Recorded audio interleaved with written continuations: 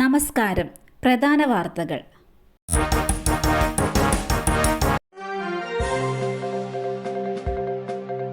Custody മർദ്ദനങ്ങളിൽ കോൺഗ്രസിന്റെ സംസ്ഥാന വ്യാപക പ്രതിഷേധം ഇന്ന്.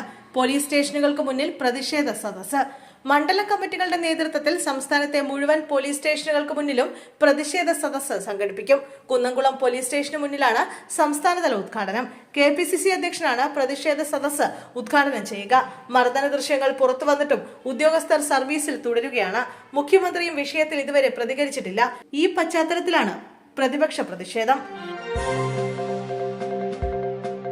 KSRTC കണ്ടക്ടർക്ക് നടു റോഡിൽ വെച്ച് മർദ്ദനം. ട്രാഫിക് ബ്ലോക്കിനിടെ സ്വകാര്യ ബസ് ജീവനക്കാരൻ മർദ്ദിച്ചെന്നാണ് പരാതി. തൃശൂർ കേച്ചേരിയിലാണ് സംഭവം. KSRTC കണ്ടക്ടർ രാജേഷ് കുമാറിനാണ് മർദ്ദനമേറ്റത്.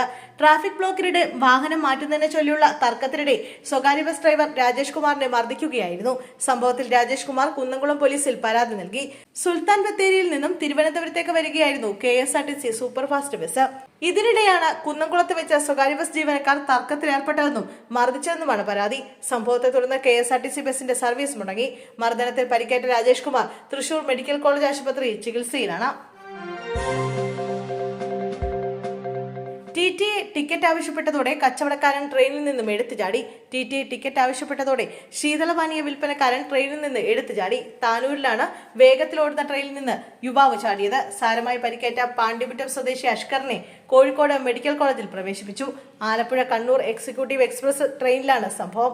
ടിക്കറ്റും രേഖയും കാണിക്കാൻ ആവശ്യപ്പെട്ടെങ്കിലും അഷ്കർ തയ്യാറായില്ല. തുടർന്ന് നടപടിയെടുക്കുമെന്ന് TTE പറഞ്ഞു. പിന്നാലെയാണ് അഷ്കർ എടുത്തു ചാടിയത്. താനൂർ ചിറക്കലിലെ ഓവുപാലത്തിൽ നിന്നാണ് പിന്നീട് ഇയാളെ കണ്ടെത്തിയത്. ഗുരുതരമായി കൈക്കും മുഖത്തും പരിക്കേറ്റിരുന്നു. വ്യാജ തിരിച്ചറിയൽ കാർഡ് കേസ്. രാഹുൽ മാങ്കൂട്ടത്തിന്റെ സുഹൃത്തുക്കളെ പ്രതി ചേർത്ത് ക്രൈംബ്രാഞ്ച്. യൂത്ത് കോൺഗ്രസ് പത്തനംതിട്ട ജില്ലാ നേതാവ് നൂബിൻ, അടൂർ സ്വദേശികളായ അശ്വന്ത്, ജിഷ്ണു, ചാർലി എന്നിവരെയാണ് പ്രതി ചേർത്തത്. ഇവരുടെ വീടുകളിൽ കഴിഞ്ഞ ദിവസം ക്രൈംബ്രാഞ്ച് പരിശോധന നടത്തിയിരുന്നു.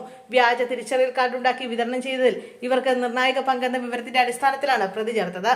കാർഡ് കളക്ഷൻ ഗ്രൂപ്പ് എന്ന പേരിൽ ഇവർ വാട്സ്ആപ്പ് ഗ്രൂപ്പ് ഉണ്ടാക്കിയതായും ക്രൈംബ്രാഞ്ച് കണ്ടെത്തി. കേരള സർവകലാശാലയിലെ രജിസ്ട്രാർ പദവി തർക്കം. ഡോക്ടർ KS അനിൽകുമാറിന് തിരിച്ചടി. സസ്പെൻഷൻ നടപടിക്കെതിരെ ഡോക്ടർ KS അനിൽകുമാർ നൽകിയ ഹർജി ഹൈക്കോടതി തള്ളി. ഇതോടെ രജിസ്ട്രാർ സ്ഥാനത്ത് നിന്ന് KS അനിൽകുമാറിനെ സസ്പെൻഡ് ചെയ്ത VCയുടെ നടപടി തുടരും. അനിൽകുമാറിന്റെ സസ്പെൻഷൻ തുടരണമോ എന്ന് സിൻഡിക്കേറ്റിന് വീണ്ടും യോഗം ചേർന്ന് തീരുമാനിക്കാമെന്നും ഹൈക്കോടതി ഹർജി തള്ളിക്കൊണ്ടുള്ള ഉത്തരവിൽ വ്യക്തമാക്കി.